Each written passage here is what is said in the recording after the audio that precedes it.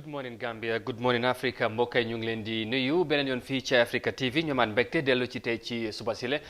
indilaat leen beneen edition Good Morning Africa comme ni ñu koy baaxoo di defee bu waxtu bi jotee fi ngeen mënta nekk ci biir réew mi ba ci biti réew ñu ngi leen di ziar te tamit di leen wax juma mubarak di am mbégte lool ànd ak yéen ci jotaay ji comme ni ñu koy defee saa su ne ni ma ko waxee tey nag mu nekk the week's ending edition mooy edition bu mujj ci week bi ci noonu la ñu war a waxtaanee lu am solo tey ci jotaay ji wala balaa ñoo dugg ci weekend ci inshallah. Well, viewers, once again, welcome to the program and thank you very much for joining us wherever you might be watching right now around the globe. We say thank you for joining us, and this is the week's ending edition of your much loved and widely followed morning show called the Good Morning Africa program on Africa TV. And this morning we are going to talk about matters of the National Assembly, the TRRC, tourism, of course, and other very interesting and striking matters in the country and beyond. And of course, we are not wasting more time. We are going straight to our fourth story this morning related to matters of the National Assembly. As I said, now, the National Assembly's Public Accounts Committee has made cuts to the 2021 budget estimate from cross monies allocated to various government ministries. The committee presented its report on Wednesday, paving the way for further deliberations in the 58-member unicameral legislature. Well, details of that in this report by Ndaisise. Lawmakers on Thursday continued their scrutiny of the draft budget estimates for 2021, which was presented to them by the Minister of Finance 2 weeks ago. The National Assembly member for Upper Salum, Alhaji Mbow, who is also a member of the Finance and Public Accounts Committee, presented recommendations on the budget estimates. Committee is recommending a cut of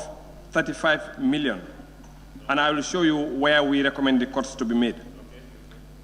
The first cut to be made, we are on page 41 of the estimate, is the electricity, water and sewage. Electricity, water and sewage, which is on 2212-102. On page 41 of the estimate, on top, that's 8 million. 8 million. During the proceedings and amendments to the budget estimates on Thursday, several members of parliament proposed further cuts from various government agencies. Some even proposed budget cuts to the president's Meet the People's Tour, an annual obligatory tour of the country used by incumbents as a campaign tool, especially as the country heads to the polls next year. Banjul North is proposing, with the savings made under 01, we allocate some amount to the subvented institutions. But anyway, it's Office of the President proposal had item 22111012, presidential visit to the provinces, cut by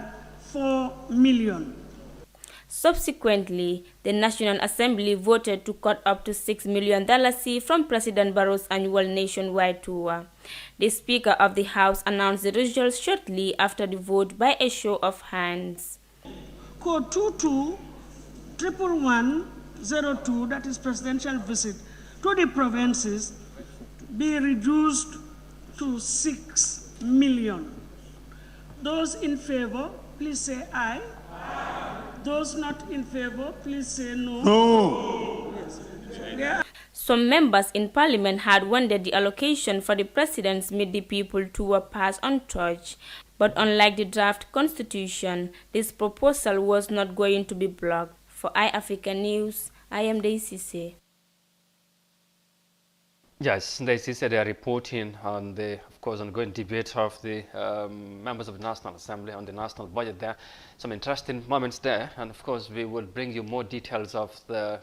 matters of the National Assembly in our subsequent news editions. Mbokk yi mu ngi noonu comme ni ngeen ko gisee député yi ñu ngi doon waxtaan di càmbar li nga xamante ne mooy budget bi nga xamante ne nguur gi yóbbu nañ ko ci seen kanam pour ñu waxtaane ko ñu seet dalal la nguur gi war a dépense ci at bi nga xamante ne boobu la ñu dugg si ci loolu nag lañ doon waxtaan seet yëf yi du moo demee am luñ ci wàññi nag ci li nga xamante ne mooy ci nguur gi nuñ bëggoon ñu jox leen ko wala ñu approve ko pour ñu mun koo dugal ci li nga xamante ne mooy ci doxalin réew mi surtout nag ci taux bi nga xamante ne constitution bi moo doolal président bi pour mu koy def at mu nekk luñ ci war a dugal ci xaalis wàññi nañ ci 6 millions ci niñ ko waxee ci report bi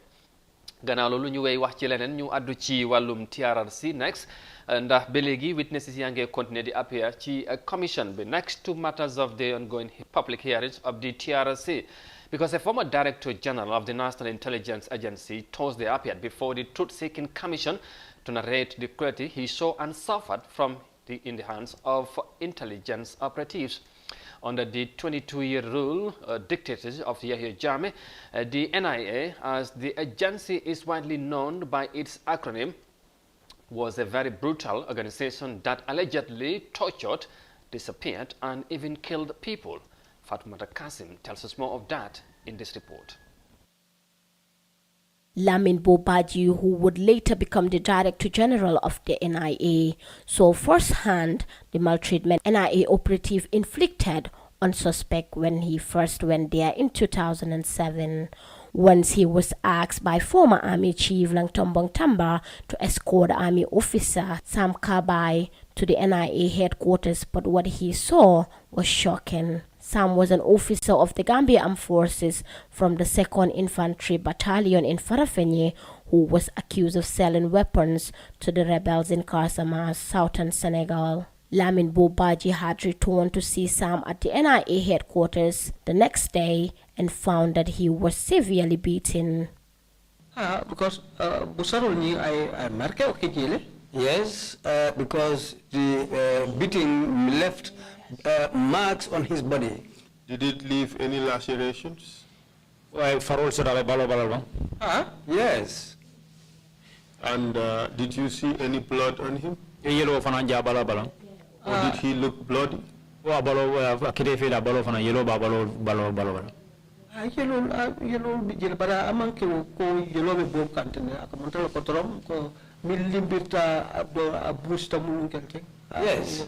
There were blood, some bits of blood on his body, but what one can recognize was that some parts of his body were swollen and some parts were bruised and so on. To call it by its proper name, it appeared to you that he may have been tortured.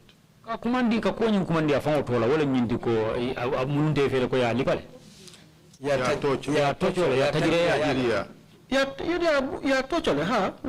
he was tortured. I agree to that. Before he fell a victim of the NIA, Bobaji, as director of the notorious intelligence agency, had tried to reform. So he told his subordinate to stop the illegal arrest and torture because the NIA, in his view, was becoming a place where agents settle scores with people they had personal differences.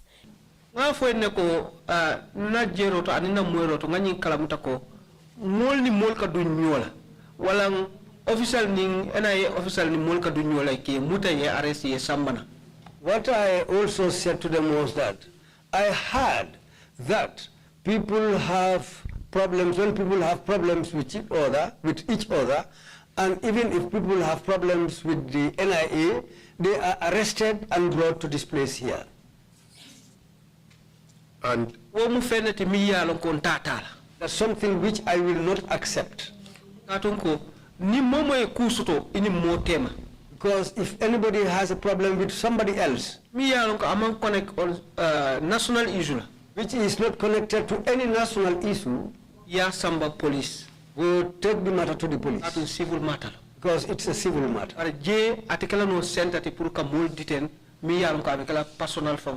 But this place will not be a place where you detain people on personal matters. Mr. Baji, I will not take that. You said all this because you realized that the NIA was illegally detaining people, correct? Yen kuma kan be fo katu nyin kamala ko ya kala mutale ko NIA keta molde me alon ko e ka mol mutaje ke detain je wala ke sindi je me alon ko ani loi manta fotonya.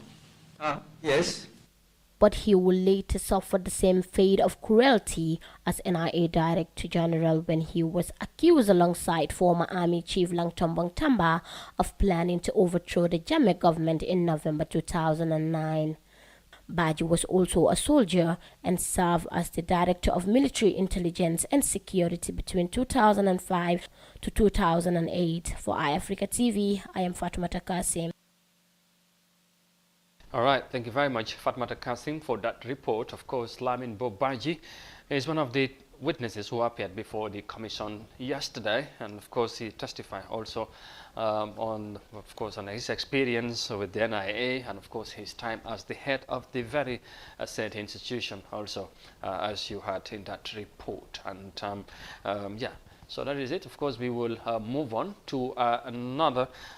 thing to talk about now, because the Gambia has on Thursday validated the National Action Plan for mainstreaming gender in energy access as part of efforts by the sub-regional bloc ECOWAS to promote gender equality in the energy sector. The West African community is promoting energy development through equal access to resources and contribution in decision-making processes that seeks to save and expand the energy sector in member states. Sona Tunkara reports. The inequality rates between men and women in the production of energy services in West Africa remains a pressing challenge. Women in most instances are less represented in the energy sector, thereby suppressing their demonstrable capability to strive in the sector. But a 5-year national action plan for the Gambia, which was validated on Thursday, is geared towards addressing gender disparities in energy production. Equality between men and women with regards to energy provision in the Gambia is not only seen at the end users level, it is also evident in the production and supply of energy services. Although women have demonstrated the capability to strive with remarkable success in the energy sector, barriers still exist that continues to hinder women from exploiting their full potentials as energy producers and suppliers in the energy services. I strongly believe that an energy sector where women's human capacity is not appropriately harnessed and utilized cannot achieve their target set in the Sustainable Energy for All Action Agenda 2030. Since the adoption of the ECOWAS policy on mainstreaming gender in energy access in 2016, the Gambia as a member state has received technical assistance for the implementation of the project at national level. The Permanent Secretary, Ministry of Petroleum and Energy Lamin Camara, hailed the Sub-Regional Economic Bloc's initiative as important. Our sub-regional body, as one of the organizations very proactive in the energy sector, was among the first group of organizations to advocate for mainstreaming gender in energy access. Through its agency called ECOWAS Center for Renewable Energy and Energy Efficiency, ECRE, ECOWAS developed a program on mainstreaming gender in energy access called ECOWGEN, a flagship program being implemented by ECRE with the goal of addressing barriers to the equal participation of men and women in the expansion of energy access. ECOWGEN aims to factor in the differing needs of men and women in the planning and execution of clean energy projects and programs in the ECOWAS region to enhance universal access to energy services. As the National Action Plan for Mainstreaming Gender in Energy Access is being scrutinized, officials at the Ministry of Energy said the document is in line with the government's overall policy goal for sustainable energy for all. For iAfrica TV, Sohna Tunkara. All right, gender equality promoted within the sub-region, that is, of course, in the ECOWAS sub-region, of course, there, and which is, I think, is a very good thing anyway. And as you heard from that report, they are filed in by Sohna Tunkara, and it has been validated by the Gambia yesterday. And of course, from that report, we will move on to talk about tourism. As you know, the Minister of Tourism, Ahmad N.K. Bah, was on a, of course, nationwide tour, and we will discuss wide on that right after the report. We'll, of course, invite one of our team who was, one of the members of our team, of course, who was with the Minister to discuss on wide on range of issues relating to the Minister's tour. So we can just wait for that right after this report, because like I said, the Minister for Tourism, Arts and Culture, in his nationwide tour of rural tourism project and infrastructure. Tuesdays like the 6th day of the tour took Ahmad Ba to some lodges in the Fonyi district of the West Coast region of the Gambia. And Fatmata Kasim again with that report. Tourism Minister Ahmad Ba visited Bintang Lodge and Apcars Creek Lodge on Tuesday. Apcars is an eco lodge with a fully equipped conference hall to host meetings, workshops, and retreats in an environmentally friendly area and with accommodation of top standards. Ahmad Ba said the government is trying to put in place new policies to develop a system that will promote Gambian tourism in the sub-region and also within the Gambia. The government is trying to bring new policy to develop a system to promote the Gambia in the sub-region. We will also promote Gambia inside the Gambia so that the Gambians can go out and visit other places, which will be important to them too. I think that will take us forward because we are all in this together. The reason why we are in a dilemma today is because the tourism sector is not flourishing as it should be. All these projects are funded by the government. Tourism and culture is very important for the country. Ahmad Ba also appealed to the media to portray the good side of the Gambia. He said this will make more people interested in visiting the West African nation for their holidays.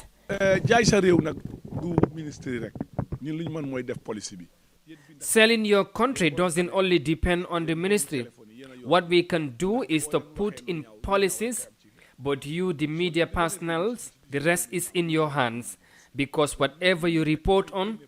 that will reflect on the country. If you report negatively, it will reflect, and if you report positively, the same will reflect. When we put in policies, and you did not take a nationalist and patriotic point of view and say beautiful things about our country, we can have our differences, but when it comes to the country and the good of the country, so that people will come and see the country,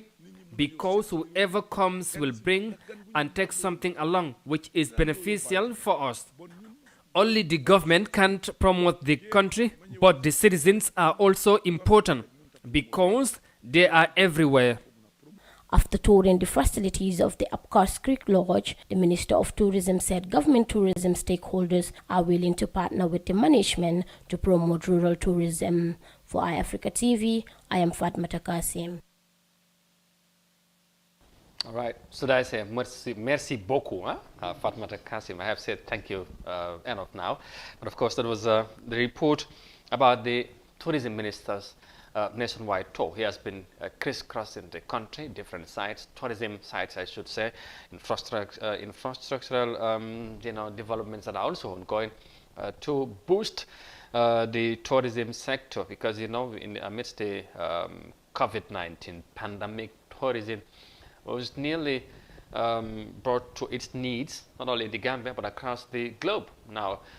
to help me understand how the tour went about, of course, I'm glad to say joining me now is very own Abdoulaye Mendy to discuss on that. Su ko defee rek mbokk yi comme ni ngeen ko gisee noonu Ahmad Ba, Minister of Tourism, dafa doon war réew mi di seet tourism sites yu bari. Tey nag pour ñu yaatal waxtaan bi Abdoulaye Mendy la ñoo dalal, moom moo nekk bokkoon na si suñu team bi nga xamante ne ñoom ñoo doon ànd ak ministre bi. Mr Mendy, gannaaw bu ñu la nuyoo dalal la ci suba si, am mbégte lool ci dalal la ñu mun a waxtaan too bi yëf yi naka la demee woon ak yu mel noonu. Ñu bàyyi la rek nga nuyoo ñi nga xamante ne ñu lay seetaan. Xam naa ne gars yi ndamba nañ la lool ci kanami screen bi. Ñu bàyyi la nga nuyoo. jërëjëf Amadou, comme ni nga ko waxee ñu ñoo nekkoon ci tool bi ak ministre bi muy honorable Ahmad Ba ak ñi nga xam ne ñoom ñooy kilifa yi ngànk buntu jawriñ bi gàlloo wàllu dem ak dikku tubaab yi ak suñu aada ak suñu cosaan naka lañ ko mun a gën a suqalee ci biir réew mi fii. ñu ñoo àndoon ak moom ci biir too boobu te too bi ba tey mu ngi continuer di wéy. xam naa dañ am ay fan rek yi ñuy noppale ko. waaye lu weesu yëf yi jeexagul. non jeexagul incha allah. am na lu des. waaw am na lu des waaye dafa mel ni war ngeen fu bari ci réew mi ci week bu passé dem ngeen fu bari tey rek ci tënk balaa ñu because dañooy yaatal waxtaan bi dañoo dem fi ngeen dem yëpp ak yëf yi naka la demee waaye tey ci tënk rek lan nga ñu mun a indil ci li nga xamante ne mooy taux bi nu mu demee surtout kon ni ma ko waxee ñu ngi ci jamono bi nga xamante ne ñëpp xam ne ren li yëf yi demee affaire tourisme bi métti na lool ci réew yëpp te Gambia tamit bokk na ci gis Covid-19 bi mooy mbas mi ñëw daanaka faagaagal yëf yi. taux bi ban jàngat nga ci mun a indil ci yëf yi. Amadou comme ni nga ko waxee rek buñ ne Covid-19 loolu àddina bi yëpp la wër rawatina réewi Gambia bi nga xam ne bokk na ci waaye buntu jawriñ bi gàlloo wàllu dem ak dikku tubaab yi mooy mbiru tourisme ak suñu mbiru aada ak suñuy cosaan laata Covid-19 bi nag dafa amoon ay mébét yi nga xam ne yéene woon na ko pour defar réewi Gambia ci lu jëm ci wàllu yokkute rawatina ci wàllu doole lii di suñu aada ak suñuy cosaan Covid-19 bi ñëw amaana mu yéexal yenn yi wala boog sax mu tax ba yenn yi mënagul a antu waaye teewut nag buntu jëwrin bi ci njiitalu honorable Amat Bah tax na ba nga xam ne nag wër na criss cross na comme ni nga ko waxee Gambia bi pour dem seeti liggéey yi depuis buñ ko tàmbalee ak fu ñu toll nii fan la liggéey yi toll ak lan moo ci des wala luñ ci war a yokk wala li nga xam ne gis na ko ci rafetlu wut ko parce que am na leneen tam lu gën a am solo ci biir taux bi mooy yenn ci ay bërëbu dallookaay yi buñ ne bërëbu dallookaay mooy tourism area yi nii nga xam ne comme ay hôtel yi nii ay lodge yi amoon na support bi nga xam ne nguuru président Barrow jagleel na leen ko ngir mbas mi support jooju nag tey ji amaana boo ma laajtee ñaata la du ma la mën a wax ñaata la parce que li xew mooy ndimbal la amaana tey xëj na Samba dina xam ñaata la Demba du mën a xam ñaata la parce que ci biir taux bi dañ dee pousse Amat pour mu wax ñu ñaata la waaye lim dee wax rek mooy moom du mun a wax ñaata la parce que ñu bari ci ñi nga xam ne ñoom ñooy hotel owners yi nii boo seetee ba seetaat Covid bii nii bi mu ñëwee daf leen teg ay bor ci seeni baat kon tey buñ ne nguur gi jàppale na leen ku ci mel ni Amadou tey buñ ne woon Abdoulaye am na hôtel waaye nguur gi jàppale na ko jox ko ay téeméeri junni bu ma la yoree roon dërëm di nga ma ñëw enquête laajte si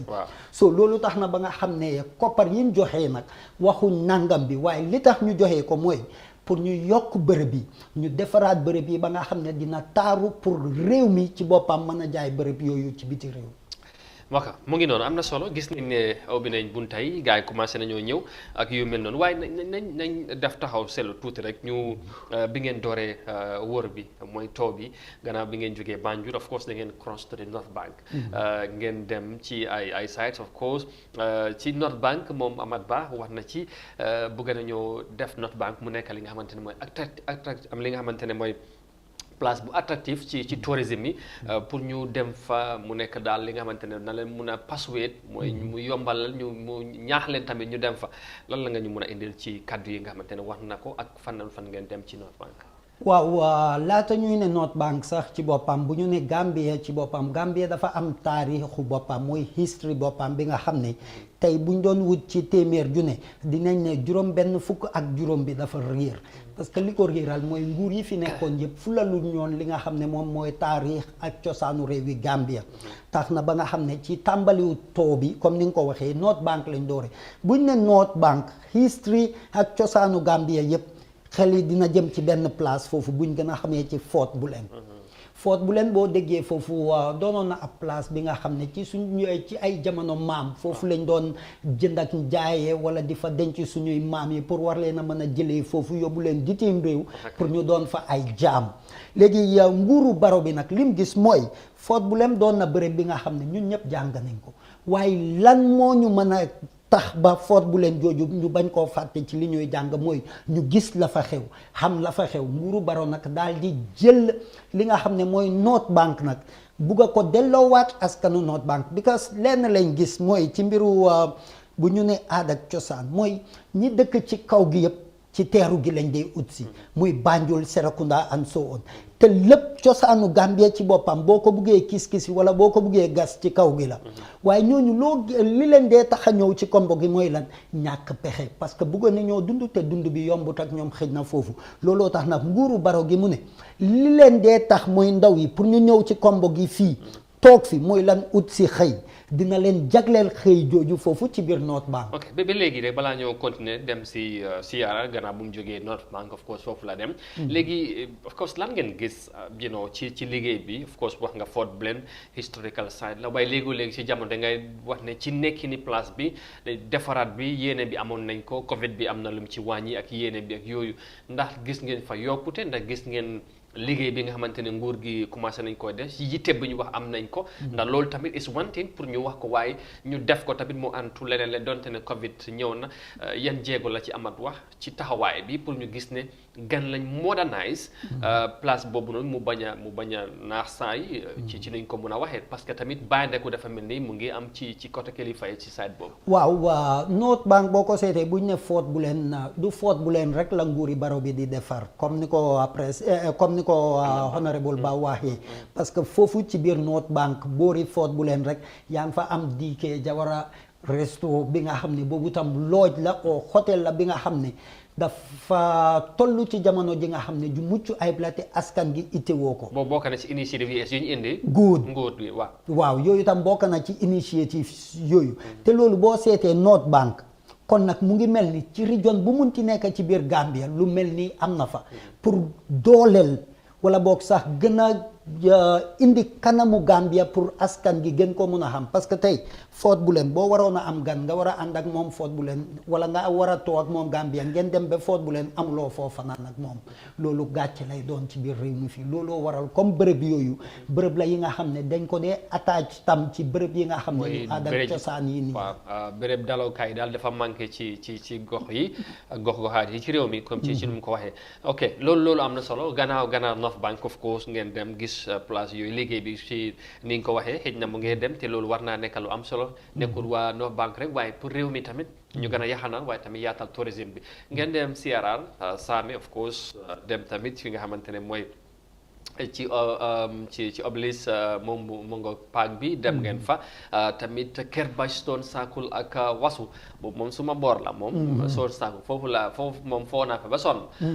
waaw foofu moom waaw su xamoon sax ma gunge leen ci tool bi ma demaale foofu ne ma seet gaay yëf yi naka la demee woon foofu lan la fa ministre bi gaaral ay kàddu ak tamit Sierra boo seetee ba seetam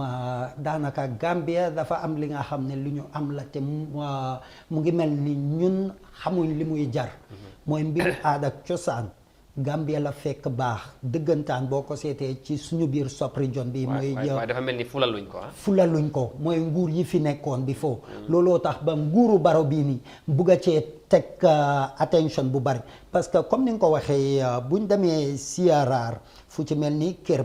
Stone Circle si ak Wasu loolu kuy jàng school ku nekk yàgg nga koo dégga but the fact behind it mooy tey ñu ci bari ci ñun ci $50 bi lañ dee gisee Stone Circle si wala ci school bi lañ dee déggee mbiri Stone Circle si waaye lan mooy Stone Circle si tey jii nii ñu bari ci ñun boo ñu ko laajtee mënuñ koo xam loolu tam bokk na ci gestu yi nga xam ne NCAC muy National Council for Arts and Culture ñu ngi cee gestu waaye li ñu wax mooy ci xaaju téeméer bu nekk ci mbiru Stone Circle si laa wax de ci xaaju téeméer bu nekk nañ jàpp ne 2% rek lañ ci xamagum lan mooy Stone Circle si ak li ko fa taxatoo. loolu nag doy na waar te mu nekk ci réew mi fii yàgg ci lool nekk fi ay at ba léegi ci 2% lañ ci mën a am. ci xayma ci niñ ko waxee loolu dafa mel ni bu dee duut baaraan am na kan nga foog ne lañ war a joxañ lu waral loolu.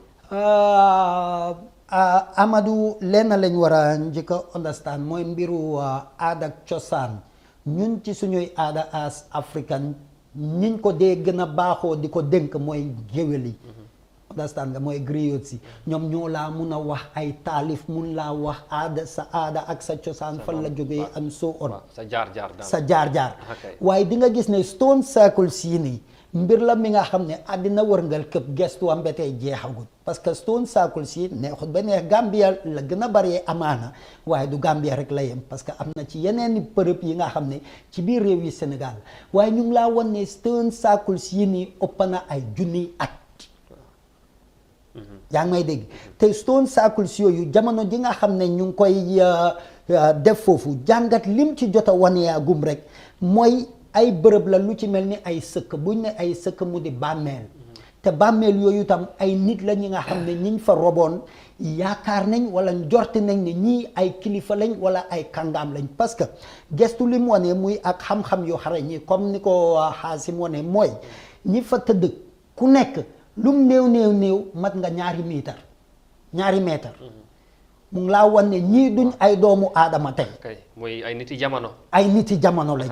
waaye ñen la ak lu tax lii am des naa leer. waaw loolu nag foofu moo jara def taxaw seetlu.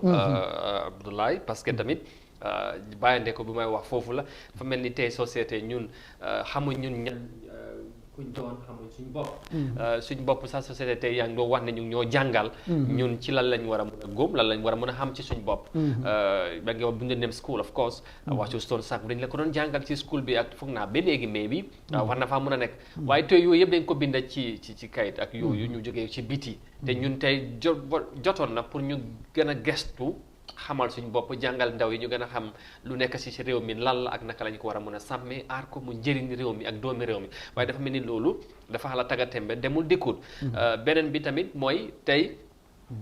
ci li nga xamante ne mooy ci initiative yi nga wax nguur gi xëj na ku nekk bu nekk ñi fi passé sax bu ñu waxee da nga fa ne ñoom am na luñ ci def te ñu fi nekk ñu ngi wax lan lañ bëgg a def waaye lan moo nekk di xew bi ngi demee what is happening on the ground lan lañ gis lu sensé ci for exemple ci Kër Bàcc ci Washington Square la ban développement lañ fa am lan lañ bëgg a def ba nit ñi gën a xam tey soo waxee history ci réew mi Xaasum daanaka ku nekk fii kooku lay daw te loolu gestu def ñu war a xam dafa mel ni tayal tamit bokk na ci Gambie ñun daanaka duñ ko def waaw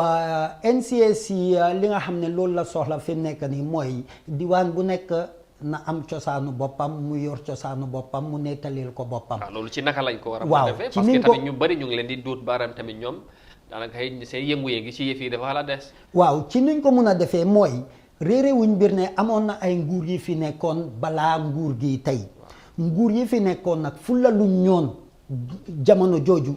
bërëb yooyu loolu lañ wane parce que boo demee ci bërëb yi itam loolu ngay gis fu ci mel ni Stone Circle si nekk Kër Bàcc yow foofu nga yaroo foofu nga xam tey jii nii foo manti nekk ci biir àll gi yow di nga gis Stone Circle si di nga xam Stone Circle si and so on waaye boo fa demee kan moo la mun a wax taarixu bërëb bi loolu moom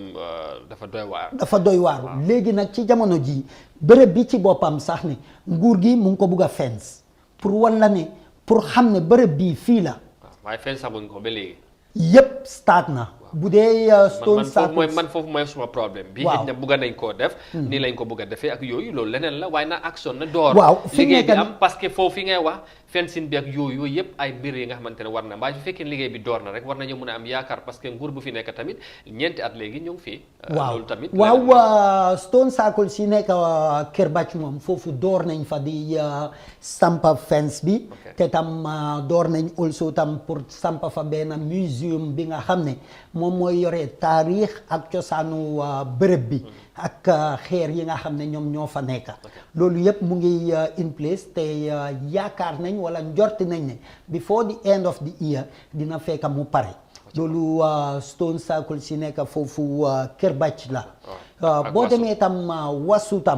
wasu tam am na ay liggéey yi nga xam ne ñu ngi ko fa tàmbali tam yu mel noonu door na waaw boobu moom dinaa ko liggante moom incha allah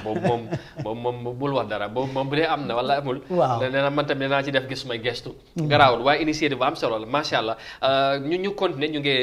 of course dabantu ak waxtu bi moom tamit mu ngi di demal boppam su ko defee gannaaw bu ngeen jógee CRR xam naa da ngeen jàll tamit historic site xam naa foofu duñ ci taxaw mooy Janjanbureh ku ko wax tamit wax fa li nga xamante ne mooy slave house bi ak yu mel noonu waaye loolu nañ ko topp because waxtu bi duñu may ñu taxaw foofu ñu jàlla balaa ñoo ñëw ak CLR ak West Coast of course foofu yëpp dem nañ ko waaye ngi ñu dem passé URR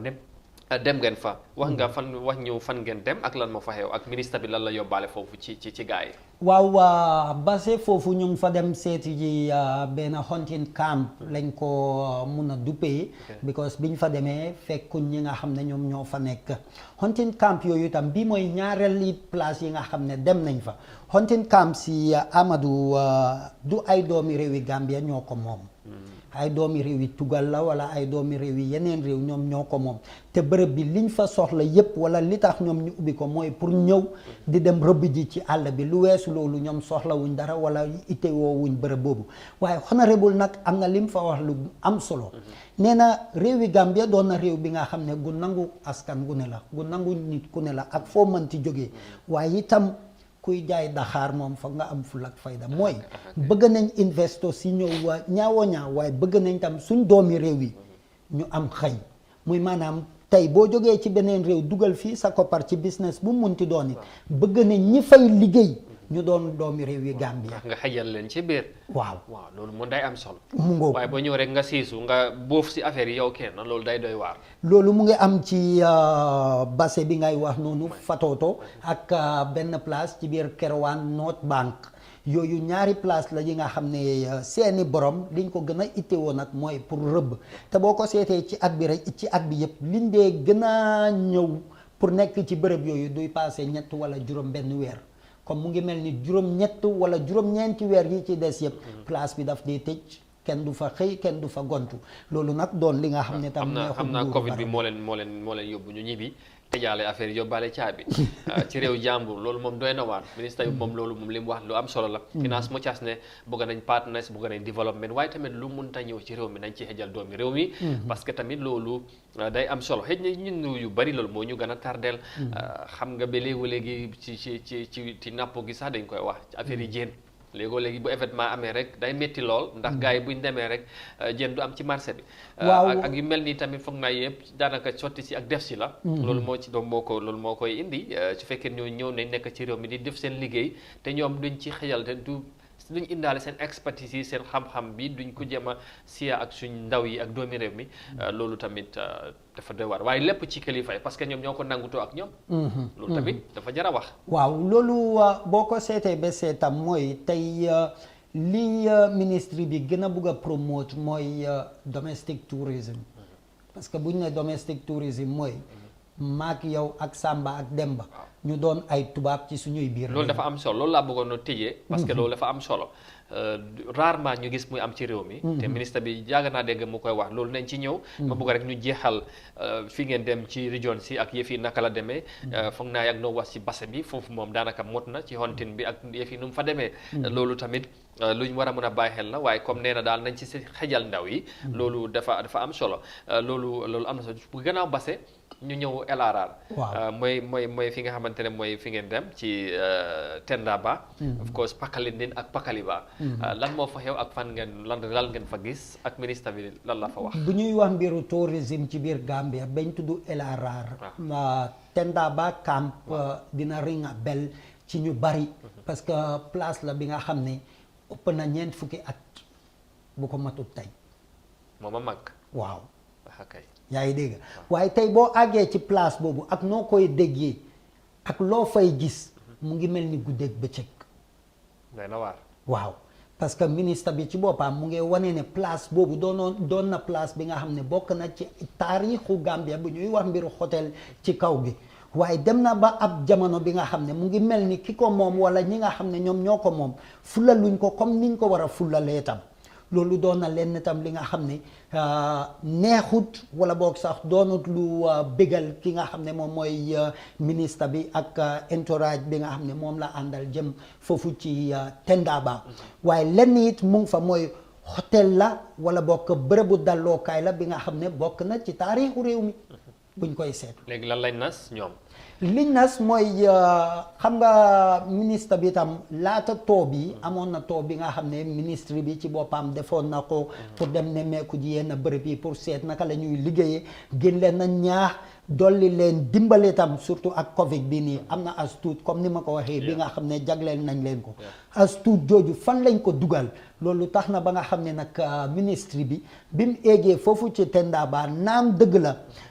place bi des na comme niñ ko doon séentoo it waaye li nga xam ne loolu lañ leen jox tamit gis nañ ne dugal nañ ko ci place bi tam te loolu mun naa suqali it yokkute bërëb bi. acca boog am na solo ñu am yaakaar ci nu mu gën a gaawee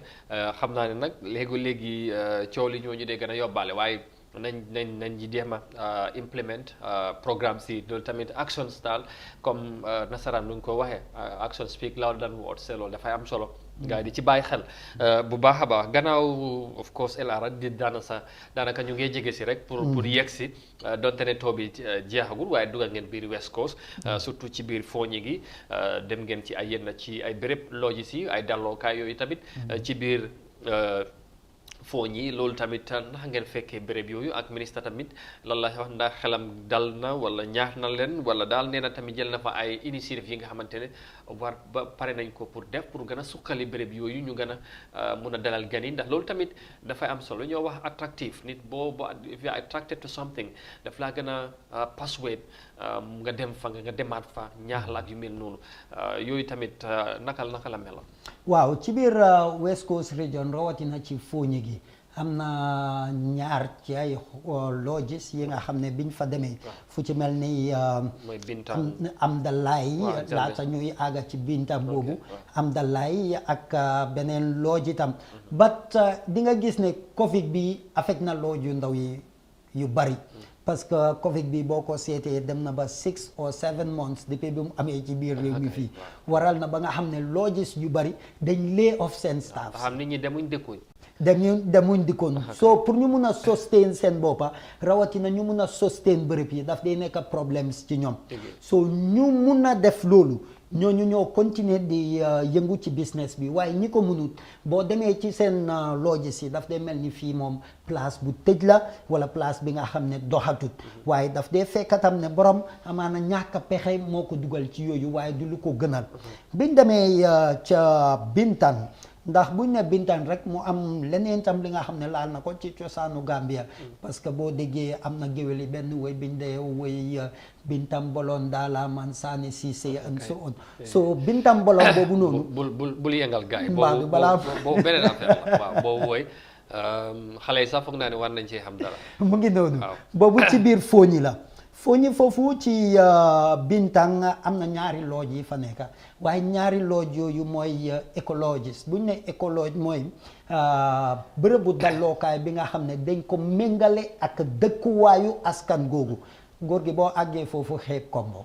parce que li xew mooy da ngay gis sa bopp ne yaa ngi ci àll bi te nangu ne yaa ngi ci àll bi bëgg a doon nitu àll parce que li xew mooy dañ lay wan wala boog sax dañ defar anam bërëb bi ci anam bi nga xam ne dafa méngoog dëkkuwaay ji River Gambia kuy wax ku ne am na benn boor bi nga xam ne di nga ko bàyyi ci mbiru aada ak cosaan ci biir réew mi parce que River Gambia boo ko déggee mooy géeju Gambia bi fu mu dooree ba fu mu ndar keppalee yépp ci biir réew mi la kon am na tam beneen fànnab dem ak dikk bi nga xam ne mun nañ cee yëngu amat mu ngi ci doon wax mooy river transport lii dañ ko doon dégg ci ay jamono mooy nuñ ko daan ooyee GRT Gambia River Transport ci jamono jooju ñun surtout njaago yi xam nañ suñuy maam yi ak suñuy papa yu bari ci yooyu lañ doon yëngu mooy ci jamono lenge yi fii nii waaye loolu dem na ba nga xam ne dafa dee léegi ci biir réew mi fii suul nañ ko te loolu lu mun a dimbale réew mi la ci wàllu koom-koom ci wàllu yokkute Amat Bah tam nee na nguuru Barrow bi seet na lal na ay pexe pour seet naka la ñoo sukkalee loolu waaye dafa niit ay investors te tam dafa niit jàngat yu bari am na ay South Africans yi nga xam ne Amat Bah wax na ni ñooñu pare nañ pour invest ci biir river transport bi di nga gis ne loolu bu amee Gambia dina gën a gisati boppam ci wàllu dem ak dikku tubaab yi ci biir réew mi. absolutely loolu dëgg la because soo gisee ñuy gën a complain suñu yoon yi du yàgga yoon yi ñun ñëpp loolu lañ yaakaar amul benn alternative bi nga xamante ne ci la ñoo mun a travel within di Gambia te yàlla def ñu may li nga xamante ne c'est very unique thing mooy wax nga ko River Gambia it's a source bi nga xamante ne war nañ ko utilize in many areas yi nga xamante ne war naa njëriñ réew mi ci development waaye unfortunately gis nañ loolu mu am comme noo ko waxee waaye ñu am yaakaar investor yooyu bu ñëwee nañ ko def si li nga xamante ne dana njëriñ réew mi waaye def doon génn ñu trial suñu boppa tamit ñu bañ a xaar yaakaar ko ci nit ñi rek buñ amee xalaat yi nas dara commencé dara foog naa ne waroon naa mën a sotti ñu bañ a yaakaar foog naa ne ci béréb yooyu ngeen demagum West Coast gannaaw loolu foog naa ne too bi mu ngi taxawandi ndax jeexagul léegi fan moo des ak lan fan ngeen war a dem ci kañ la ak naka la balaa ñoo nag soog a wax ci li nga doon wax léegi ni ministre bi mu ngi doon jéem a wax mooy local li nga xamante ne mooy internal tourism loolu mooy domestic exactly tourism bi loolu jar naa seetaat war nañ ko mën a gën a dooleel ci réew mi ndax loolu daanaka du dee am ci Gambie waaye first taux bi fan ngeen emagum ak lan moo des. waaw taux bi comme ni nga ko waxee ñu ngi emagum ci West Coast region fii te West Coast region tam bokk na ci yenn ci ay regions yi nga xam ne ñoo gën a rëy ci biir réew mi fii sooli dinañ dem Kombo South lu ci mel ni Katong yu Folonko mu ngi fa mu di Crocodile Pool bi ak yeneen ci ay bërëb yi nga xam ne ñoo nekk ci Greater Banjul area bi tam pour ñu dem seet ñoom ci seen boppatam naka lañ nekkee di yëngu ci wàllu ci jamono ji ci mbiru dem ak dikku tubaab yi waaye mooy comme ni nga ko doon waxee rek topic fi nga bugg pour ñu dugg noonu mooy ci mbiru domestic tourism waaw loolu dafa am solo léegi Gambian bi bu demee jël lii fam 1 month wala léegi 3 months for example amuloo fenn fooy dem ci biir réew mi you prefer either nga dem Dakar nga ne maa ngi dem dallu ci noppale for 2 weeks o nga ne maa ngi dem su fekkee am nga the means and capabilities maa ngi dem Europe for 1 month or 3 weeks and then I come back because I need to relax waaye amuloo fenn fi nga xamante ne war nga koo mën a dem for example in Basse or in CRR in Janjanbureh Passe or in Wasu for example nga mën a dallu for a week with your family nga yóbbu leen si Stone Circle bi nga leen wax the histories and how these things came about nga dem slave house in Janjanbureh tell them nga jël river bi you navigate through the system it's lovely if you are su fekkee ne xale yi xam ne you know nga yóbbu leen in these places they prefer staying home ñu enjoy the Gambianness nga yóbbu leen ñu lekka ñeleñ you know because xamuñ ko li nga xam fii mooy mburu maalo supa kanja dog tapalapa bi fale ak yu mel noonu waaye ko yóbbee mu lekka ñeleñ cere ak meew lii lan la and daf koo enjoy and that's fantastic these are the kind of things lañ war a mun a dundal waaye amul because soo fu jubugee nga yóbbu nit amuloo foo dallu foo yóbbu sa famille amul so ministre bi loolu la bëgg a dundalaat yàgg na ko wax ci yooyu ma bàyyi nag nga gën cee xuus lan la ci wax ak naka lañ ko bëgg a defee ak ndax gis ngeen any steps yi nga xamante ne yuy nuroo ne loolu is in the making waaw loolu yëpp Amadou du li nga xam ne ay dige la wala ay waxtaan la wala mbiru politique la lu taxaw la ba noppi parce que ay léeboon non lii du léeboon parce que boo ko seetee ci région bu nekk biir Gambia Ministry of Tourism am na li nga xam ne jagleel na ko askanu Gambia pour ñu mën faa dem xamee ji seeni aada ak seeni cosaan mooy li nga wax rek gis nga am na yenn ci ay bërëbu aada ak cosaan yi nii du caageen ne nit ñi bëgguñ faa dem wala nit ñi bëgguñ faa dem gestu ji waaye boo fa demee loo faa fekk ak loo faa gis mooy wax ji looloo waral nag nguuru Barrow bii nii ñoom gis nañ ne yenn ci ay bërëbu aada ak cosaan yi nii comme lu ci mel ni Mongo Park Obélisque bi ngay wax nii dama la wax ne Amadou gis nga lu ko dalee ci tali bi dem ba ci obélisque bi fu mu nekk muy monument bi mut na 3 kilomètres yi nga xam ne ci àll bi ngeen koy dox. yaa ngi may dégg tey ji ku ci mel ni yow Samba ak Demba bu déggee mbiru obélisque boobu rek ci ay nataal lam ko gisee. wala daf ko dégg ci léeboon ak luppoon waaye bariwut ci ay Gambien yi nga xam ne dem nañ ba foofu ñu mun laa wax ne àgg nañ foofu parce que lan la yow boo fa waree dem lu la fa war a yóbbu lu dul obélisque. exactly parce que tamit sa doguma la léegi gis nga ñàkk béréb yooyu ñoo wax ñuy liggéey ci nguur gi wala sooy liggéey sax ñu bëgg laa yóbbu te rek da ngay xalaat itul dafa nekk nightmare wala too bi sa président yi bu ñoo dem nit ñi di soo ànd ak ñoom da ngay struggle fu ñoo tëdda léegi government institution yi la ñoo use pour ñu dal nit ñi fu ñoo dal ak yu mel ay dalookaay yooyu yëpp ay mbir la yu ñu war a mun a seetaat te foog naa ne mu ngi mel ni loolu yëpp la ministre bi bugg a def léeboo nag lupeen parce que léegi ci région boo munti dem bu nekk rek am na écotourisme hôtel wala lodge bi nga xam ne ministre bi mu ngi ko faa tabax te li ci gën a kéemtaan Amadou mooy di nga dem ci yenn àll yi nga xam ne pour yow fii doomu aadama du fi mës a ñëw lu ci mel ni place bi nga xamee ci Kunkiling écotourisme camp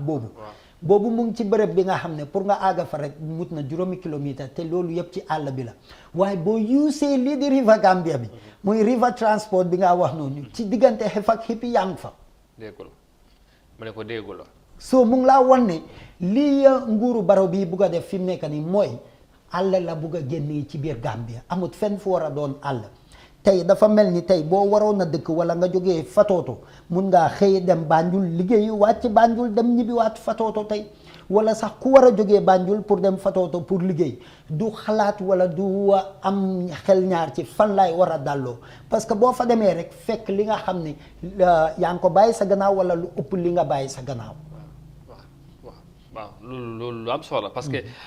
tey gis ma woon la moo war a nekk problème ku nekk Brikama wala sax after Brikama nga war a jóg jaar si géej bi dem liggéey Banjul ñëpp si ak lu ñu traffic congestion bu ñoo wax fii ak yooyu yëpp nga war a wàcca ngay def ay 5 hours diggante Banjul ak Brikama which is just unbelievable te loolu lañ nekk di dund right now so it's high time ñu explore the you know the ideas you know di ñoo xalaat ñu implement ko nañ ko doxal xam nga li ma la wax lu moo tax man léegoo-léeg su ma déggee ñu wax ne nguur yaa ngi koo xalaat wala loolu lañ bugg a def man bugg a def ba loolu daf may lifin daal balaa ñu koy bugga because day wax ne daf leen dangerous léegi-léegi dañ ñëw buñ buggee def dara ñëw jooral la suuf jooral la xeer nga am yaakaar loolu foofu lay dem ba doo ko gisati wala tegal la benn pôle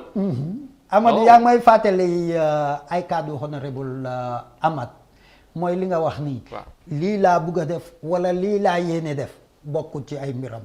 moom daf laa laaj loo defagum wala lan nga war a def waaye lii laa bugga wala lii laa yéene loolu bokkut ci ay mbiram moom daf la ko wax straight forward dafa ne ñoom amuñ benn jubluwaay lu dul jëm kanam soo jëm kanam jooju kuy jëm ci kanam la ñuy àndal waaye du ku bugg a jëm ci kanam soo mu ngi laa wan ne fi mu nekk nii ñi nga xam ne moo gën a nekk problème bi mooy tey ñi bari ci suñuy morom yi duñ dee mën a toog ci kaw gi parce que lu bari ci wàllu koom-koom ci wàllu am yépp ci teeru gi la nekk looloo waral nag hôtel yii nii ak bërëb yii dallookaay yiñ bugg a defar nii day tax ba tey ma Demba wala ma Samba wala Amadou bi nga xam ne mu ngi jógee Njaaw mu war a ñëw ci teeru gi fii ngir wut si xëy am na fa hôtel am na fa bërëb bi nga xam ne mun na faa xëy te as tuut gi mu faa am ci lam koo gën a sakkanal di naka bu ñëwee ci kaw gi fii war fee luwaas nekk war fee fay ay paas dem ak dikk am soo on yëpp kon ñun yëpp ñibbi nañ sax mu ngi noonu kon xam naa nguuri baro bi yéen la bëgg a delloo waaw loolu lu jar a bàyyi xel la waaye daal man foog na initiative is absolutely fantastic lu war a mun a am la waaye tamit nañ ko gën a baral daal wax ji na ànd ak jëf li ak yooyu yëpp parce que tamit yàgg nañoo xaar yàgg nañ koo dégga yu amul lu ñu fi déggul ci développement lu ñu fi dig en tant que ay Gambiens waaye lu ñu ci gis bariwul te loolu foog naa doy na nag digge moom bor la gaa yi loolu la ñu wax te tamit lu ñoo dig te duñ ko gis bari na li ma la wax mooy stratégie bu ñoo def dafa garaaw man dama ci xam dara ci loolu laa dund mu buñ la diggee développement fekkee ne lu ñu war a tabax lañ loo ñëw jooral la suuf ak xeer nga am yaakaar buñ demee duñ ñëwaati fa wetut ba ay at wala ñooñu jógee fa ñeneen ñëw digaat la dañoo lay sampal taax ñëw tegal la wala sa indi la ay yeneen tegal la weñ bi xam nga mooy loolu maa ngi fàttale am na benn at duñ doon wax ne ñu ngi war a def ay téléphone ci dëkk yi yooyu ñëw tegal ñu benn antenne ñu ne waaw fu mu nekk ni ñun tamit affaire yi mat na mais léegi ba tey nii foog naa ne loolu noonu la mujjee yàqoo loolu ci àll bi la finally rek ñu jeexal lii la moo nekk lii daanaka lu nga wax ni yëpp loolu am na macha allah tere boobu nañ ko waaye nag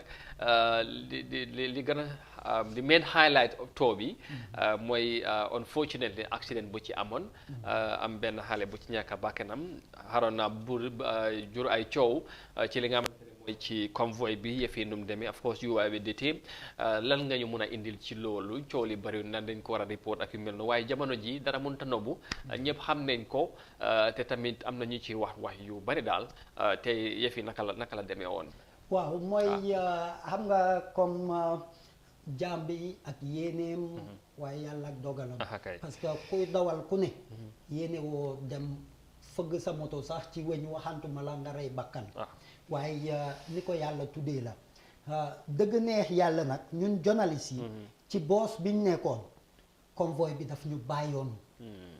understand convoy bi suñ diggantee convoy bi bu fekkee da nga koy daw war ngaa daw lu weesu ay 45 minutes pour nga mun koo jot so ñun lii mu ngi mel ni comme yow tey ni nga ko yëgee noonu lañ ko yëgee ñun ñu ngi woon ci convoy bi ku ci mel ni man waaye man combo ma kool di ma ne accident mu ngi am ci seen biir convoy bi te fekk man àggaguma ci bërëb bi kon dafa mel ni mooy liñ doon wax dafay firndeel ne kon gaa dañ leen daw bu baax ba raw leen yéen ci gannaaw non parce que ñu bari tamit ñu ngee wax ne daw bi xëj na amaana ñu doon dawee moo tax ñu mun a fàddewaale xale boobu ba mu gaañu because loolu tamit léegi-léegi convoy nu ñoo dawee Amadou buñ ne convoy rek mooy daw yaa may understand whether daw na bu baax wala dawut bu baax or whatsoever loolu is the police or their investigation to come up with those conclusion investigation waaye buñ demee benn convoy rek mooy ñu ngee daw leenaa fa nekk mooy convoy bi mu doon according to parce que dama la wax ne ñun fekkee wuñ ko pour mu leer ñu ne first three moto yi ñoom romba nañ try nañ ba maneuver rëcca xale bi understand xale bi is a 5 or 6 year girl bi nga xam ne daf doon cross tali bi ñu ne ñetti moto yu nekk ci kanam yooyu try nañ ba maneuver romba ko ba third moto bi nga xam ne moom moo hit xale bi mooy xam nga leena moo nekk ci mbiru jàll tali mooy xàcc fooma mooy xale bi dafa xàcc pour dem oto bi moytu ko mu dellu si waat fekkaat moto bi oto bi delluwaat nii mu fekkaat ko fa parce que moto bi boo gisee moto bi dafa daanu loolu mu ngi laa wan ne moto bi speed bi mu doon dawee moo waral mu daanu benn ak tam ni mu doon avoider xale bi la understand so ñun biñ accès foofu dañ fekka xale bi ñu ne dañ ko hit on the spot la gaañu waaye ñun fekkuñ fa xale bi fekkuñ fa driver bi fekkuñ fa ñi nga xam ne ñoo nekkoon ci moto bi because balaa ñoo agsi lañ dajeek ñoom ñu ngeen dem Bansang ci lopitaan bi waaye biñ àggee ci siin bi li ci gën a garaaw mooy ñun ay taskatu xibaar lañ tey mooy li ma doon wax rek bu mbir amee fokk ñu bàyyi xel naka lañ koo reporté ku ci mel ni man li ma njëkk a wax mooy lii dañ ko war a siiwal waaye ñenn ci sumay naataangoo yi ñu ne déedéet du lu ñuy siiwal ma ne leen man de dinaa ko siiwal parce que boo seetee dat de loolu moo nekkoon report bi ma njëkk a seen fii waaye after la ñu ne déedéet parce que lii xamaguñ lan mooy bopp beeg geen bi ma ne leen comme xamaguñ lan mooy bopp beeg geen gi man lu ma gis lay siiwal yaa ngi dégg ñu ne déedéet lii nañ xaaragum ba xam naka la te man kombo ñoo ma xamal lu xew fekk yi fi tas lëfin na waaw soo mënatuñ ci dara waaye after nag ci xaar boobu pour xam fan la mbir mi mujjee nag laata loolu di pare fekk ñenn ci suñuy biir ñoom ci seen bopp siiwal nañ mbir mi fii moom defoon na headlines I think the next day ci xibaar yi ci niñ ko fesale woon ni yëf yi demee waaye after all foog naa ne all went well gannaaw ay jàmm foog naa ne kilifa yi mujjee nañ ci taxawaay bu am solo bi ñi nga xamante ne mooy waajur yi ñàkk seen doom ñoom tam ñu ñaan leen pour ñu muñ xaw ma nag ndax yëf yi fan lay mujj ndax xam nga ci dara ndax gars yi dañ mujjee baalalante wala ak naka la waaw mooy toob yëpp ci kilifteefu honorable Amat Bala ñun laata ñuy àgga ci siin bi mooy journaliste yi laata ñuy àgga ci siin bi fekk Amat Ba àgga na foofu te tam bàyyi sa xel tam ne tund boobu doon na tund bi nga xam ne Amat Ba am na fa kàddu lu bari te am na cër bi nga xam ne nit ñi ñu ngi ko faa xoolee lii doon ab dogal naam dëgg la ci jooni bi nii pour borom nangu ko du yomb waaye Amat tam ci ay waxtaan yi nga xam ne am na ko kilifa yi ak njaboot gi foofu du comme ministre waaye comme nit ku juddoo ci diwaan jooju te mu jiite mbootaay bi nga xam ne ci loolu ci ñoo ay ndawam la accident bi am ñooñu nangu nañ koo déglu ba nga xam ne dead body bi indi nañ ko kombo pour def postmortem def nañ ko wala defuñ ko tam des na maa wóor waaye mujjee nañ ko rob daal te driver bi béel nañ su ko defee ñu ngi ñaanal xale bi tamit masaw ay mbokkam tamit ci loolu ñu ngi ko ñaanal yàlla na ko yàlla yërëm te xaare ko àjjana xale la tamit macha allah comme ni nga ko waxee métti na final rek ci benn minute tey boo doon tënk rek too bi yëpp ci li ngeen defagum xam na am na lu des ndax mën nañu wax ne c'est success Amadou dafa am lenn li nga xam ne lu am solo la li ma jàngee ci too bi mooy réew buntu bi gàlloo wàllu tourisme aada cosaan mooy jaay réew moo koy jaay waaw buntu boobu bu lompoñee rek réew mi day lompoñ ci boppam. parce que moom tamit wax na taskati xibaar yi am nañ ci responsabilité. foofu laay ñëwee nii waaw mooy buntu boobu boo déggee buntu bi yëpp dem na ñëw na mooy tasum xibaar naka ngay jaayee sa réew ci biti réew wala ci àddina bi pour ñu jaay ko. pour ñu dégg ko. kon paquet la daal. mu ngi noonu package la soo package boobu nag ni nga koo defaree mooy tax nit ñi namm wala ñu jéppi sa réew. understand mu ngi mel ni looy wax ci sa réew mu doon lu bon wala mu doon lu baax sax package ko in a forme bi nga xam ne ëllëg ak si biir ku ko dégga wala ku ko jàng ku nekk rek dina namm ñëw gis wala pour ñëw gestu si li nga xam ne loolu la jàng ci biir. waaw su ko defee loolu day am solo pour ñu gën a rafetal lu ñooy nattali suñuy réew ñu xam ne Gambie lañ am te dañ ko war a ndamoo léegi safaan bi day am waaye nag li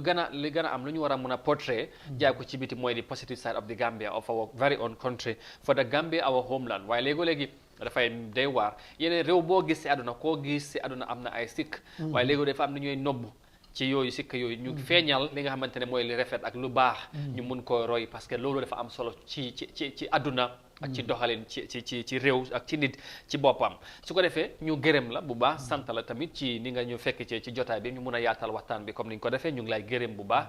di la sant di la wax thank you very much xam naa ne too bi jeexagul lu des tamit nañ continuer waxtaan bi ak moom ci loolu ak tamit yeneen ñu bàyyi la nga tàggatoo ba ma ko mënoon sax ci njaago naka laa ko waxee thank you very jërëjëf. Baram. waaw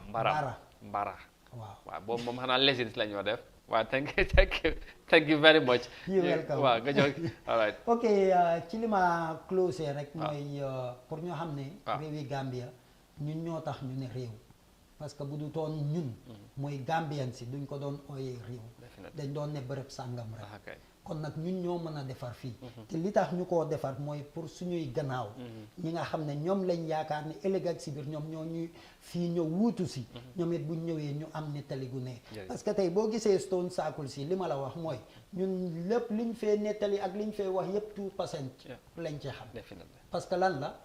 the mantle of history was not passed. Yeah, absolutely. nay rafet jërëjëf Abdoulaye Mendy kàddu yi am na solo beneen yoon ñu ngi ko gërëm ak tamit di ko sant bu baax